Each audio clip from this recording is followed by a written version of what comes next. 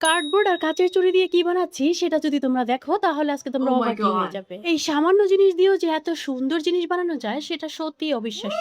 আর এই জিনিসটা যদি তোমার বাসায় সাজিয়ে রাখো তাহলে তোমার প্রশংসা সবাই করতে বাধ্য। একটা কার্ডবোর্ডকে সার্কেল করে কেটে নিব, একটা শপিং ব্যাগ কেটে তার এক পার্ট নিয়ে কার্ডবোর্ডটাকে তার উপরে বসিয়ে নিব। এই কাজটা করার জন্য আমি এখানে হটগুলো ইউজ করেছি। হটগুলো ইউজ করার কারণে এটা আর ছুটে যাওয়ার ভয় থাকবে না। কার্ডবোর্ডের সাথে শপিং ব্যাগটাকে কিভাবে অ্যাটাচ করলাম সেটা তো তোমরা দেখতেই পেলে। পর আমি মাঝখানে আরো একটা সার্কেল এঁকে নিয়েছি, আর এই সার্কেলটার ভিতরেই আমি পাটের দড়ি দিয়ে কভার করে নিব।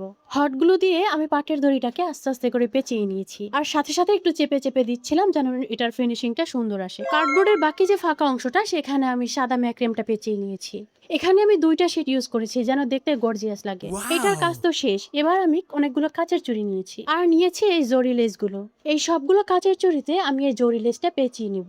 আমি এই কাজটা প্রথম করেছি তাই আমার হাতের সবগুলো লেগে যাচ্ছিল। চুড়ির সাথে লেসটা পেঁচানোর জন্য আমি এখানে ইউজ করেছি B6000 গ্লু। দেখো তো চুড়িতে এই লেসটা পেঁচানোর পর চুড়ির লুকটাই কিন্তু চেঞ্জ হয়ে গেছে, তাই না বলো?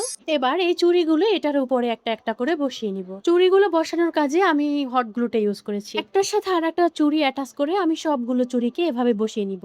এটার লুকটা আরেকটু গর্জিয়াস করার জন্য আমি কাটওয়ার্কের মিরর গুলো বসিয়ে দিয়েছি। এখন দেখো তো সামান্য কিছু জিনিস দিয়ে আমি কত সুন্দর একটা ট্রে বানিয়ে ফেললাম। আমার এই ট্রেটা তোমাদের কাছে কেমন লেগেছে কমেন্ট বক্সে বলে যাও। এমন আরো ইউনিক আইডিয়া পেতে চাইলে আমার পেজটাকে ফলো এন্ড সাবস্ক্রাইব করে আমার সাথেই থেকো। আল্লাহ হাফেজ।